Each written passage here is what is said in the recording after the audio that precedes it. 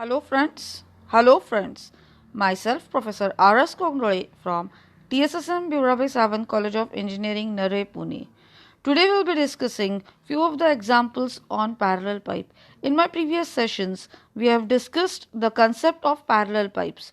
So just understand the concept of parallel pipes. The parallel pipes are the pipes which are branched from one single pipe, and these pipes are further connected with each other at the downstream. So as we can see in the figure, the parallel pipes concept of parallel pipes, there are two pipes, or the single pipe is branched in two, and further it is connected in the downstream to form one single pipe.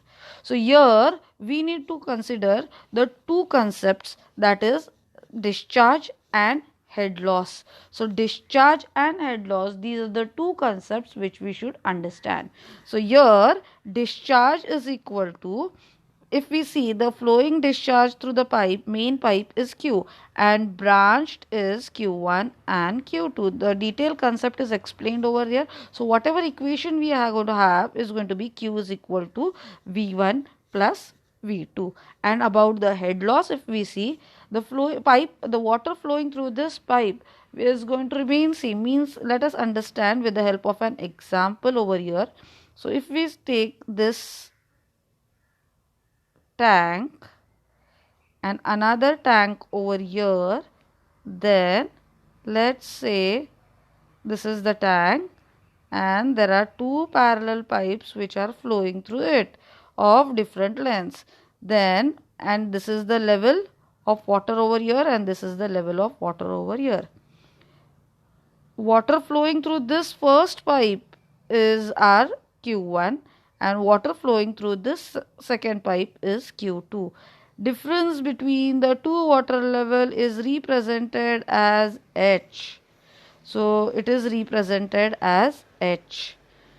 For the first pipe as well as for the second pipe, H is going to remain constant. So HF, whatever the loss HL in the first pipe and HL in the second pipe is going to remain constant.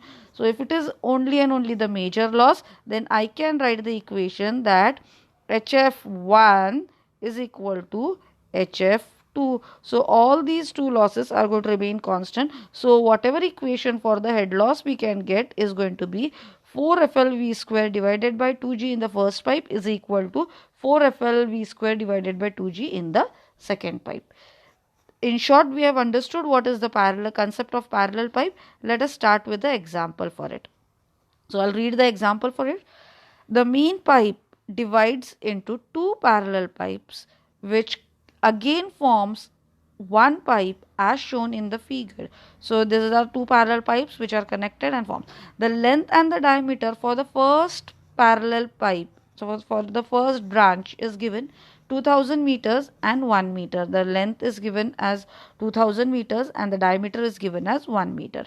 While the length and diameter for the second pipe is 2000 meters and 0.8 meters. So length is given, L2 is given for us as 2000 meters and D2 is given as 0.8 meters.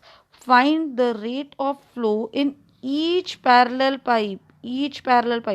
Find the rate of flow in each parallel pipe means we need to determine what is the discharge flowing through first pipe as well as what is the discharge flowing through the second pipe.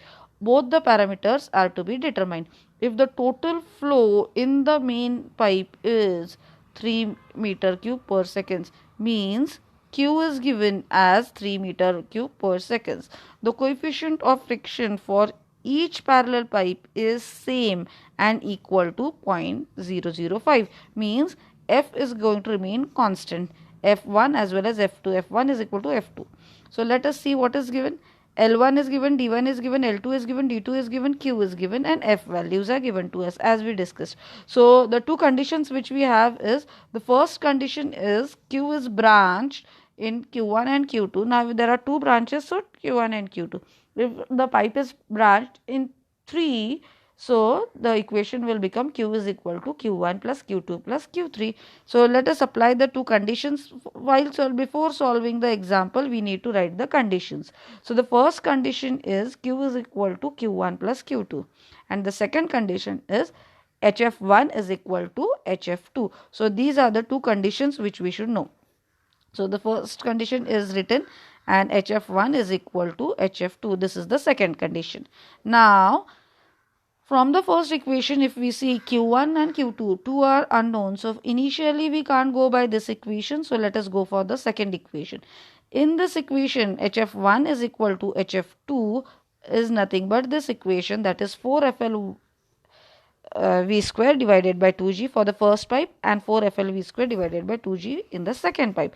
Now in this, if we see, F1 and F2 are known to us, L1 and L2 are known to us, D1 and D2 is known to us, 2G is constant. So the only unknown in this is V1 and V2. These are the two unknown. So I can get, after resolving it, I can get the equation as V1 is equal to some numerical value into V2, means I'll get the relation between V1 and V2 after resolving this.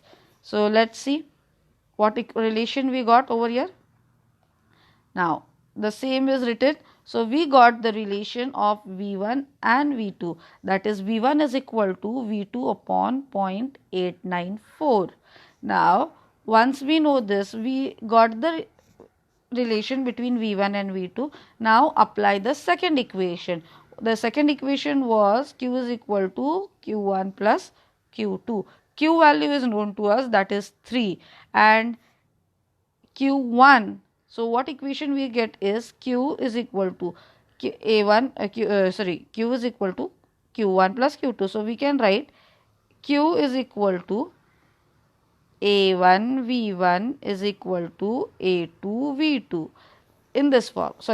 Q is equal to A1 V1 plus A2 V2, the relation accordingly. So here A1 value is known to us, A2 value is known to us, V1 can be written as it is, and V2 can be substituted in the form of V1, that is V2 is equal to 0.894 V1. The only unknown whatever we have is going to be V1, and V1 can be calculated over here. Once you all get the value for V1, Q1 can be calculated from the equation Q1 is equal to A1 V1. Then we can get the value for Q1, and once we get the value for V1, V2 also can be easily calculated, and then we can calculate the value for Q2 by A2 into V2. Q1 and Q2, these were the two parameters which were asked to be calculated. The same is done over here. Once the relation is got, the equation is written, the separate equations are written, and ultimately after substituting in this, the equation for V1 is calculated and Q1 and Q2 are calculated in this equation.